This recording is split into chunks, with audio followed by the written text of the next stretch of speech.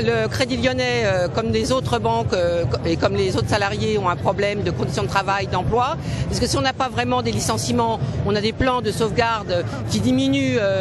On a perdu 10 000 emplois en 10 ans. Tous les ans, on a des plans de restructuration qui, bien sûr, avec l'intensification du travail, font que les conditions de travail sont vraiment dégradées. Et tous les plans de restructuration servent qu'à l'actionnaire et pour le dividende. Donc effectivement, les salariés de la banque sont mécontents.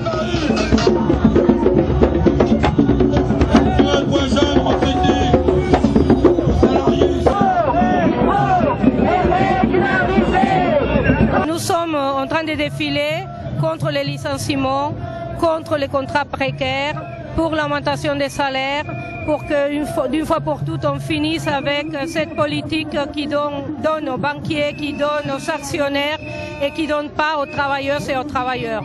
Nous sommes en train de défiler aussi avec les femmes sans papier, avec les travailleuses sans papier, pour exiger et imposer leur régularisation. Est-ce que vous êtes déjà arrivé à des résultats? Oui, on a déjà régularisé 73 femmes sur une liste de 90 qu'on avait présentées.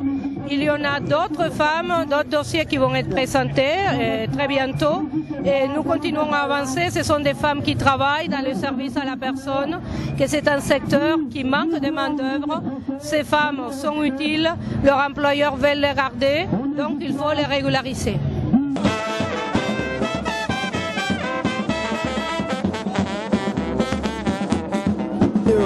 Travaillant au sein d'une société de gardiennage qui s'appelle ACP Sécurité, ACP Protection.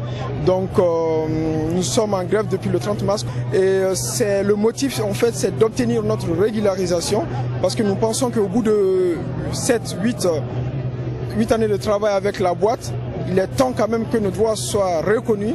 Nous payons des impôts, nous payons l'URSSAF, les retraites, et il est temps quand même que nous fassions partir des travailleurs salariés qui ont leurs droits comme tout le monde en France. Alors déjà, un système pour l'intégration déjà, il est impossible d'avoir un appartement, en tout cas quand on n'a pas de papier.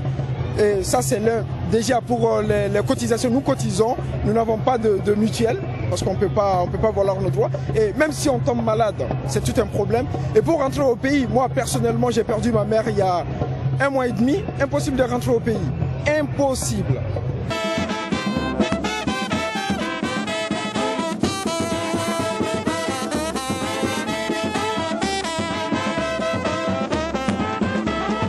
Je travaille dans un organisme de sécurité sociale et la sécurité sociale est très malmenée et avec le plan hospitalier patient, on pense que notre organisme NACRAMIF risque à terme et très rapidement de disparaître structurellement. Et nous on est dans des professions sociales et la sécu c'est le social et indirectement c'est aussi le social qui est impacté par ça.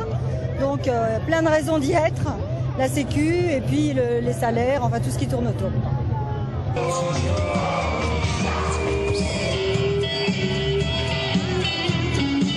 Ils sont là parce qu'ils sont très en colère, en particulier sur leur pouvoir d'achat, puisque cette année la revalorisation des retraites n'atteindra même pas l'évolution du coût de la vie, alors que théoriquement c'est la loi.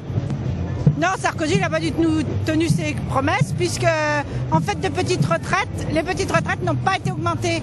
Seul le minimum vieillesse, c'est-à-dire des gens qui n'ont pas ou peu travaillé, ont été augmentés. On est content que le minimum vieillesse soit augmenté, parce que c'est quand même un revenu de misère.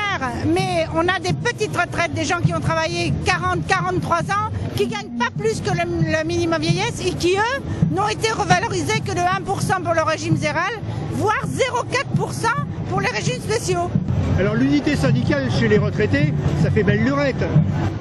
Ça fait un certain temps qu'on y travaille, on est de plus en plus soudés, on a même un badge unitaire, c'est le seul badge unitaire de la manif. Nous sommes tous sur la même longueur d'onde en ce qui concerne le pouvoir d'achat, en particulier celui des basses pensions. On a une revendication unitaire qui est très intéressante, c'est pas de pension en dessous du SMIC.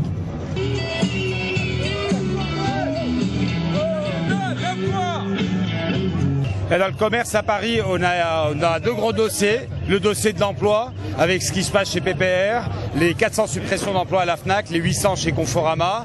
Et l'autre gros dossier, bien sûr, c'est le projet d'Hortefeux, le projet provocateur d'ouvrir les magasins le dimanche, qui veut remettre au Parlement, évidemment, au mois de juillet. Alors comment les salariés réagissent? Alors il y a une très très grosse colère, une colère qui est en train de s'exacerber et qui se transforme en action radicale comme sur le groupe PPR. Pourquoi? Parce que les directions très cyniquement refusent de discuter, refusent de négocier et ont des réactions très cyniques, tout comme le gouvernement d'ailleurs, qui fait mine de s'en prendre aux salariés en colère plutôt qu'aux patrons qui licencient pour des raisons qu'on ne connaît pas aujourd'hui.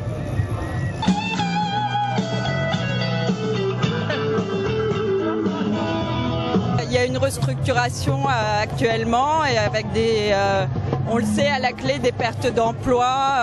Il y en a déjà eu 200 sur les employés l'année dernière. Et comment les salariés réagissent et qu'est-ce qu'ils attendent de la CGT?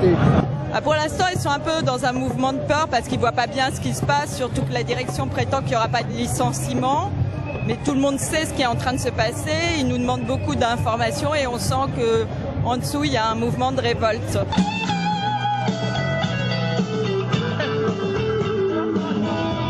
Voilà, nous sommes en lutte au niveau des électriciens et gaziers depuis un peu plus d'un mois, un petit peu partout en France et surtout sur la région parisienne aussi.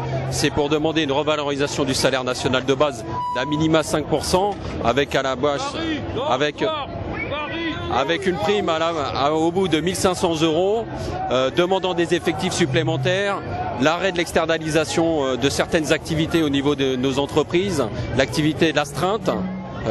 L'ensemble des activités justement chez l'usager, changement de disjoncteur, changement de compteur, où nos directions veulent sous-traiter l'activité. Donc l'ensemble des agents et moi-même sommes en lutte justement pour demander l'arrêt de l'externalisation, une revalorisation du salaire et une prime de 1 500 €. Des mouvements de solidarité, est-ce que tu peux nous en parler? Oui, tout à fait, on appelle ça les opérations Robin des Bois, c'est-à-dire remettre l'énergie aux usagers coupés non paiement. C'est aussi mettre les hôpitaux publics en gratuité. C'est une multitude d'actions auprès des usagers pour faire prendre conscience que l'énergie, c'est pas un bien comme les autres et ça doit rester sous la tutelle de l'État et non dans le privé.